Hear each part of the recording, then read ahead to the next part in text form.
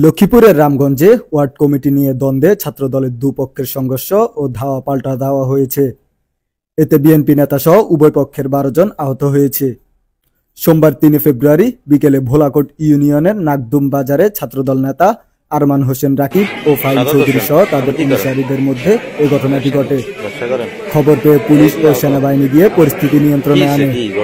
আহতরা হলেন স্থানীয় বিএনপি নেতা কবির পাটোয়ারি, আহমেদ তফু, ওহিদুল্লাহ, যুবদল নেতা রাজু পাটোয়ারি, সাদাত পাটোয়ারি, সিরাজ মিয়া, ছাত্রদল নেতা শরীফ হোসেন, মিরাজ হোসেন, সিয়াম, ফারুক হোসেন, মোহাম্মদ ফাহিম ও শাকিল। আহতদের উপজেলা স্বাস্থ্য কমপ্লেক্সে ভর্তি করা হয়। দলীয় সূত্র জানায়, ওয়ার্ড কমিটি বিলুপ্তির ঘটনা নিয়ে ইউনিয়ন ছাত্রদলের সভাপতি আরমান হোসেন রাকিব ও সদস্য পাইন চৌধুরীর সঙ্গে দ্বন্দ্ব দেখা দেয়। এ নিয়ে সামাজিক যোগাযোগ মাধ্যম ফেসবুকে একে অপরের বিরুদ্ধে লেখালেখি করে। এতে সোমবার ফাইম ইউনিয়ন পরিষদে আসলে রাকিবের অনুসারীরা তাকে মারধর করে। এ ঘটনায় বিকেলে ছাত্রদলের একাংশ প্রতিবাদ সভার আয়োজন করে। এ সভায় রাকিবের পদত্যাগ দাবি ওঠে। এর জের ধরে বাজারে দুপক্ষের মধ্যে হামলা ও সংঘর্ষের ঘটনা ঘটে।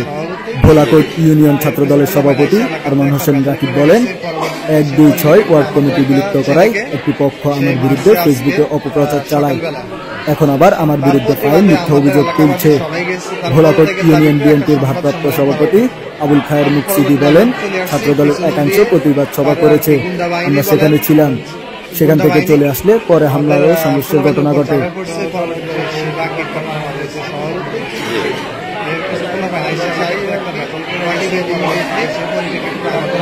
ছেলেকে সে মারছে আজকে সকালে দাঁড়ায় কথা কইতেছে। তারপর হঠাৎ করে আসি ওরা মানে অস্ত্র নিয়ে মানে গুন্ডা বাহিনী বলেন আর গুন্ডা বাহিনী তো কি যা আছে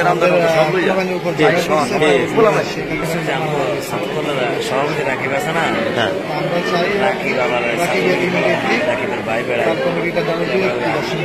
আপনার গত আমরা দাঁড়ায় কথা কইতেছি। হঠাৎ করে হঠাৎ করে আসি ওরা মানে অস্ত্র নিয়ে মানে মাইক তৈরি আরম্ভ করে আর আর টুকি যা আছে রামদা সব সভাপতি রাখি পিছন দিয়ে আমরা গেছি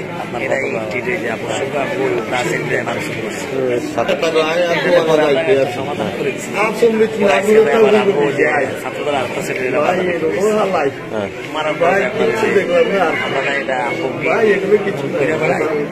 ইউনিয়নের